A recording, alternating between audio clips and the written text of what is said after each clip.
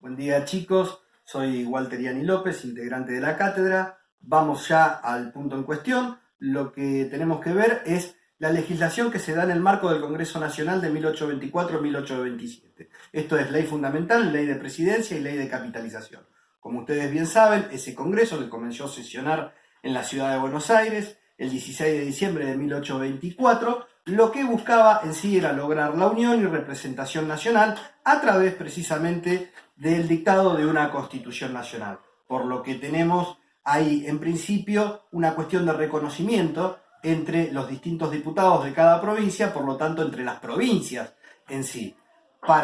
Mientras se lograba la sanción y la discusión de esta constitución nacional, inmediatamente se pone en discusión a través de un proyecto presentado por el diputado Acosta de Corrientes lo que es una ley fundamental, la cual es sancionada el 23 de febrero de 1825. ¿Qué era lo que esta ley fundamental establecía? Era una especie de organización administrativa y de facultades y atribuciones que tendría cada una de las provincias en el transcurso de lo que sería la discusión de esta Constitución Nacional. En su artículo primero, lo que plantea esta ley fundamental es afianzar la independencia.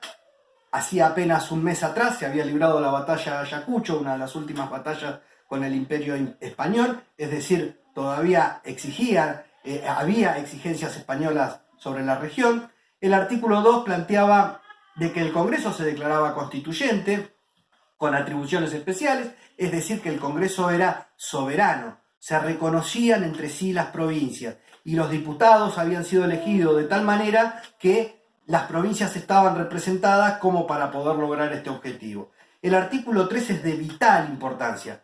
Ustedes tienen que leerlos todos, pero el 3 es de vital importancia, porque establece que hasta tanto se sancione una constitución provincial, las provincias, todas y cada una de ellas, se regirán por sus propias instituciones, es decir, por su propia autonomía municipal, por su propia soberanía provincial. El artículo 4 lo que establece es lo que es privativo del Congreso, las atribuciones que tiene este Congreso Nacional en sí. Y en ese sentido tenemos, en primer punto, sostener la independencia de las Provincias Unidas del Río de la Plata, mantener la integridad territorial, la seguridad, la defensa y la prosperidad de la nación. El quinto establece los medios por el cuales se pueden hacer efectivos los principios elaborados en el artículo 4. El sexto es de vital importancia también, ya que lo que plantea es que una vez lograda una constitución nacional, esta no será promulgada y no será establecida y no entrará en vigor hasta tanto todas y cada una de las provincias, nuevamente hay un reconocimiento expreso a la autonomía y autoridad de cada una de las provincias, no la acepten en su totalidad. ¿Bien?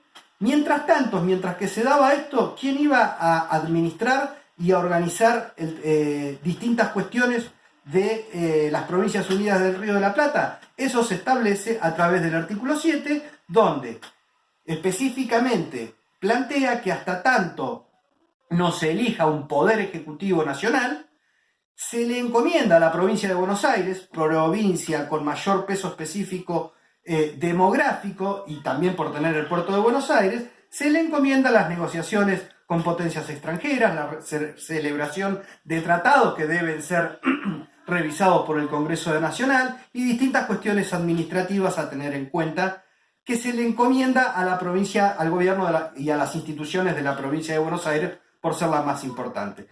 Para tener en cuenta entonces, ley fundamental, que es lo que logra, es integrar en un vínculo común a todas las provincias.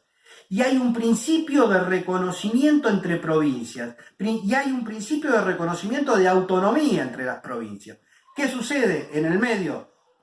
Octubre de 1825, antes de que cumpla un año esta ley, se declara la guerra al Imperio de Brasil. Hay tensión en la banda oriental, en el Río de la Plata, y estamos en guerra con el Brasil. Lo que plantean muchos en ese momento es que una guerra no puede ser conducida por un cúmulo de ideas y por un congreso, que se necesita una figura para centralizar las decisiones. Así,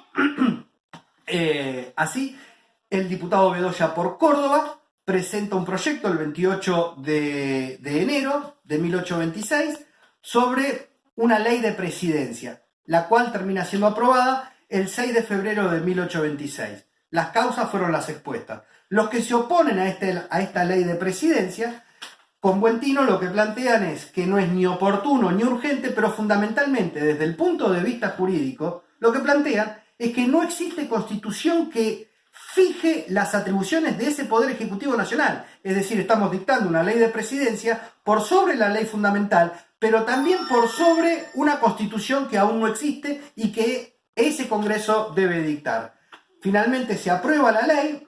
Esta ley lo que plantea es la creación de un Poder Ejecutivo Nacional en cabeza de un presidente que será elegido por el Congreso, que la duración será la que diga la propia Constitución a dictarse en el futuro. Fíjense lo irracional de este planteo, y que el tiempo comenzará a contarse desde el momento en que asuma. Y las facultades, fíjense también acá, son las que establecía el artículo 7 de la Ley Fundamental. Es decir, se le da al presidente de la Nación las facultades que estaban en cabeza de las instituciones de la provincia de Buenos Aires.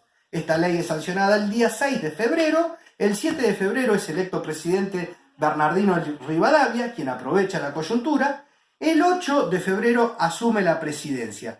Y sin esperar mucho tiempo, el 9 de febrero presenta un proyecto de ley de capitalización, el cual luego de un muy breve debate termina siendo aprobado el 4 de marzo de 1826. ¿Qué es lo que plantea esta ley de capitalización? La ciudad de Buenos Aires pasa a ser capital de las Provincias Unidas del Río de la Plata y residencia del presidente de la Nación. ¿Cuál es el problema en este sentido? Que acá estamos violentando el artículo 3 de la ley fundamental. Existe un atropello sobre la provincia de Buenos Aires que desaparece para volver a ser creada por otra ley, pero sin la ciudad de Buenos Aires. Existe una excesiva concentración de poder, se viola el derecho de las provincias a regirse por sus propias instituciones, y que aún no estando vigente una Constitución Nacional siendo aprobada por todos. En definitiva, el 7 de marzo del 26, Rivadavia, por decreto, disuelve los poderes institucionales de la provincia de Buenos Aires y cesa en sus funciones al gobernador Las Heras. Esto comienza a ser nuevamente en la génesis de una nueva disolución nacional, y entra en caída libre lo que es el sostén del Congreso Nacional.